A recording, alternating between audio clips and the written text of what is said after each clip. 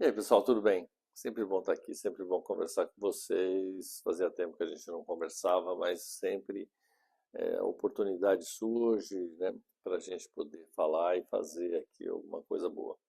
Bom, veja só, eu escrevi um artigo para falar sobre a cláusula compromissória nos contratos de adesão, mas fazer essa análise dentro de um procedimento arbitral. Então imagine, eu estou questionando a cláusula compromissória quando já existe um procedimento arbitral instaurado. O processo já começou, mas nós estamos discutindo um contrato no qual esse contrato é um contrato de consumo, um contrato de adesão, que tem aquela peculiaridade que está prevista no artigo 4, parágrafo 2º da lei de arbitragem. Então, o parágrafo 2º diz, do artigo 4º, ele vai dizer para nós que nos contratos de adesão, a cláusula compromissória só terá eficácia se o aderente tomar a iniciativa de instituir a arbitragem ou concordar expressamente com a sua instituição, desde que por escrito, em documento anexo, em negrito, com assinatura ou visto especialmente para essa cláusula. Então, a análise que eu começo a fazer e coloco aí para a sua reflexão e sempre me interessa saber o que é que você pensa, o que, se você concorda que ninguém está fechando questão. A ideia é a forma de inserção da cláusula num contrato, né, ou num modelo de contrato específico. Então, nós estamos falando da cláusula compromissória num contrato de adesão, né, dito contrato de adesão, aquele no qual as partes não, uma das partes, o aderente, né, ele não questiona, ele não tem muita condição de discutir o contrato como um todo, né? O contrato é apresentado e ele adere, aceita as condições do contrato. Então nós sabemos que essa adesão, essa aceitação às condições do contrato, quando nós temos uma cláusula compromissória, ela precisa desta manifestação de vontade específica, né? Então, porque a cláusula compromissória, ela tem essa característica de estar dentro de um contrato, mas ser um contrato, né, que está sendo inserido dentro daquela relação jurídica. Então, quando nós observamos isso, nós temos que a cláusula compromissória neste modelo de contrato, ela exige alguns cuidados, né? Porque, no mais das vezes, num contrato regular, num contrato, numa questão societária, né, você tem a cláusula apenas dentro do contrato, admitida e aceita e válida normalmente como, como condição de solução de conflitos, né, caso daquela relação jurídica venha emergir alguma controvérsia. Muito bem. Então, o primeiro momento é esse. Bom, então, agora, seguindo, né, no nosso raciocínio. Então, tá bom. Então, foi feito o contrato, a parte aderiu, aceitou as condições do contrato, firmou a cláusula, né? Ela firmou a cláusula nos moldes previstos, né? Especificamente na lei, ou seja, a cláusula estava lá em negrito, ela rubricou a cláusula, né? Ou assinou embaixo da cláusula, de forma que ela tem ciência, demonstrou a sua manifestação de vontade também na adesão do procedimento arbitral, no caso do surgimento de um conflito. Ok. Nós sabemos que o consumidor, como regra, é tido como hipossuficiente na relação jurídica, em que existe essa figura, né, de um fornecedor de produtos ou serviços que seria aquele que estaria oferecendo ou apresentando o contrato para, para adesão. Muito bem. Aí, quando surgiu, né, aí, né, muito bem, essa é a situação. Surgiu agora uma questão a ser resolvida. Por exemplo, a inadimplência do consumidor, do oblato, aquele que firmou o contrato agora se tornou inadimplente, ou não entregou, ou não fez o que deveria fazer de acordo com as condições gerais do contrato. Bom, a empresa, diante do inadimplemento da obrigação do oblato, ela faz o quê? Ela tem a cláusula compromissória dentro do contrato, ela se obriga a utilizar o sistema, né?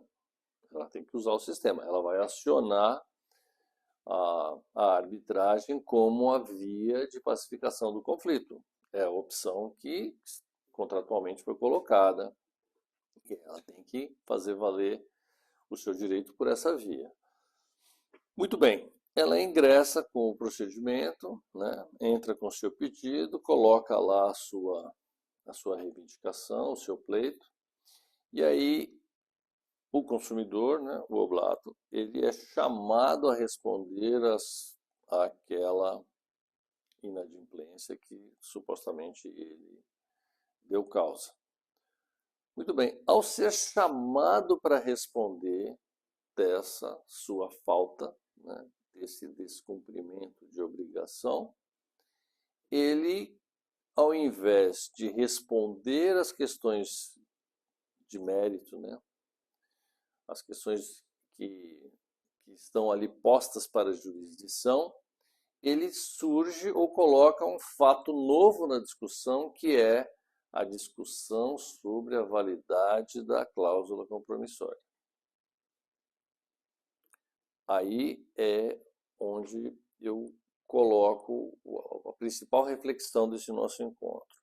Vejam, quando ele não ataca o mérito do que está sendo pedido, né, não contesta, não nega o que está sendo reclamado ali, mas ele está reclamando da cláusula compromissória ou da arbitragem como caminho, como meio de se fazer valer o direito do fornecedor, no meu sentir, isso pode ser levado, pode ser interpretado como até uma prática de má-fé.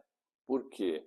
Porque ele, ao invés de responder dentro de um procedimento por ele mesmo contratado, ele prefere questionar uma questão que ficou lá atrás para não resolver um problema presente. Existe hoje o que foi motivado para a iniciativa da empresa em acioná-lo, essa iniciativa, essa motivação que ela teve é a jurisdição que agora se espera. E ao invés dele responder por aquilo de mérito, por aqueles fatos que motivaram a ação, ele não discute isso, mas vai lá e discute a validade da cláusula. Então, me parece que esse olhar para essa prática possível por parte do consumidor me parece equivocada e que não pode ser bem vista nem aceita por aquele que deve proferir a jurisdição sobre o caso. Se ele não questiona o mérito do pedido e simplesmente ataca essas questões contratuais que ficam fora da jurisdição pretendida, eu acho que, no meu sentir, se não for uma prática de má-fé, está muito próxima disso, porque ele se recusa, ele está trazendo um tema para uma discussão para negar ou faltar ou não permitir o exercício da jurisdição, o constitucional direito de se dizer ou se buscar um pleito juridicamente válido, justo, legal. Então, eram essas considerações que eu queria fazer. Sempre se tem a ideia de que o consumidor ele é a parte mais fraca da relação e, portanto, ele deve ser realmente mais respeitado, ter alguns privilégios dentro dessa relação, né? Ninguém está questionando isso. Eu acho que isso realmente é válido e deve ser considerado, mas nós precisamos ter uma medida, né?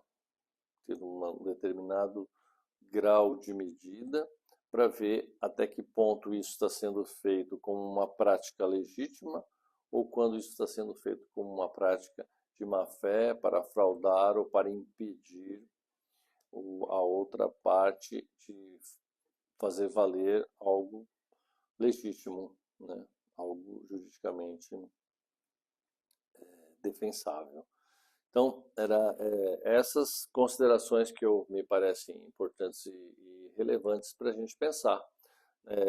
Estou contando isso tudo porque nós vivemos situações parecidas com essa, no qual se nega a jurisdição em nome de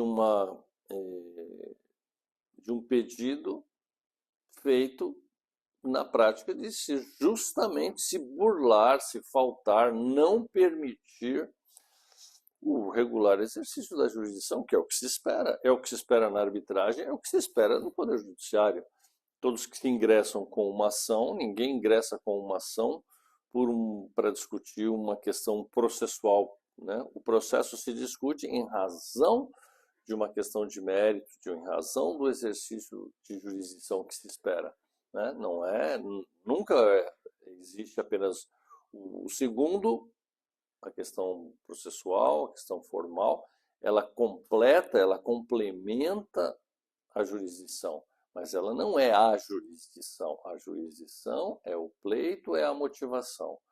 E isso é o que, no meu sentir, deve ser analisado de forma conjunta para que a gente não caia numa cilada e venha a desprestigiar a jurisdição em face de um formalismo exacerbado e muitas vezes usado, né, usado para burlar e para faltar com o melhor. Tá bom?